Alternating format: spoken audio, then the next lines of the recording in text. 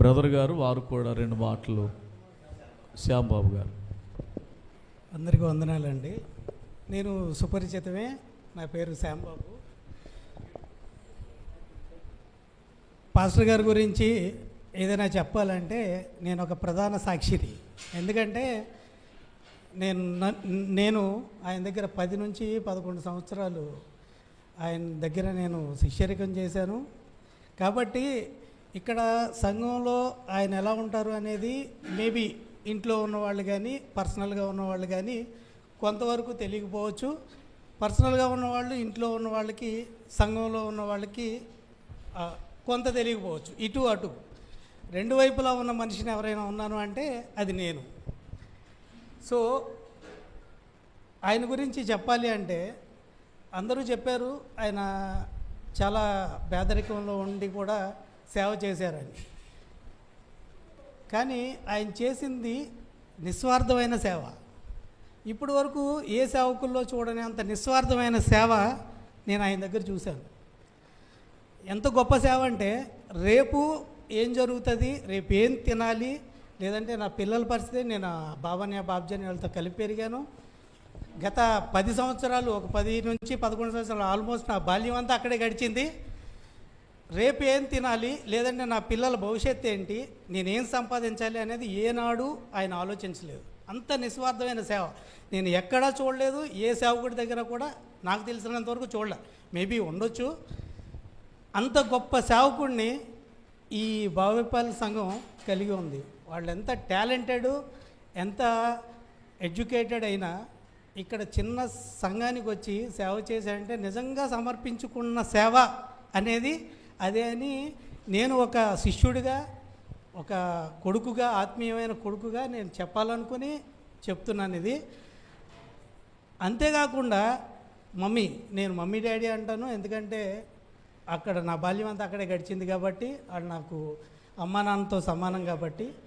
ఆవిడ ఎంత గొప్ప వ్యక్తి అంటే ఏనాడు ఆడవాళ్ళంటే కామన్గా నాకు బంగారమో లేకపోతే నా పిల్లల పరిస్థితి ఏమవుతుంది, రేపు భవిష్యత్తు ఏంటి అనేది అసలు ఆవిడ ఎప్పుడూ ఆలోచించలేదు. అందరిలాగా ఆలోచించే మనుషులు వాళ్ళు కాదు. వాళ్ళు అతీతమైన మనుషులు, దేవుని కోసమే పుట్టిన మనుషులు, వాళ్ళు దేవుని కోసమే సమర్పించుకున్న మనుషులు అంటే వాళ్ళే. అంత గొప్ప సేవ చేశాడు ఆయన. ఏనాడు అసలు నాకు తెలిసినంతవరకు అబద్ధం చెప్పని మనుషులు ఎవరైనా ఉన్నారు అంటే ఆయన చాలా హాస్యంగా ఉంటారు. చాలా ఎంత సరదాగా ఉంటారంటే ప్రతి దాంట్లోనే హాస్యం ఎతుకుతారు.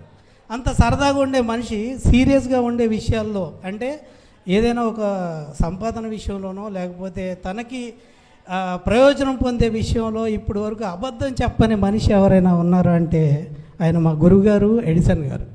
అలాంటి పాస్టర్ని, అలాంటి దేవుని సేవకుని నేను ఇప్పటి వరకు చూడలేదు. ఏదో అబ్దుల్ కలామో లేకపోతే ఇంకోటో పెద్ద పెద్ద వాళ్ళ గురించి చెప్తారు. ఈయన తెరిచిన పుస్తకం, అంత పెద్ద పుస్తకం మన ముందు ఉంది. అది మన యొక్క ధన్యత అని చెప్పుకోవాలి.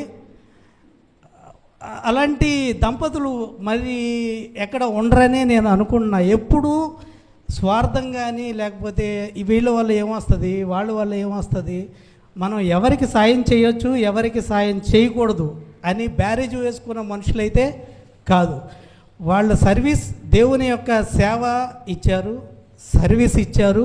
సర్వీస్ అంటే వాళ్ళు మెడికల్గా ఒక మంచి జ్ఞానాన్ని కలిగి ఉన్నారు, ఆ మెడికల్ సర్వీస్ ఇచ్చారు. మరియు వాళ్ళు ఎడ్యుకేషన్ పరంగా చాలామందిని తీర్చిదిద్దారు. నేను బాబాని అందరూ వాళ్ళ స్కూల్లో చదువుకున్న వాళ్ళమే. చాలామంది వాళ్ళ స్కూల్లో చదువుకున్న వాళ్ళు చాలామంది పెద్దవాళ్ళు అయిన వాళ్ళు ఉన్నారు.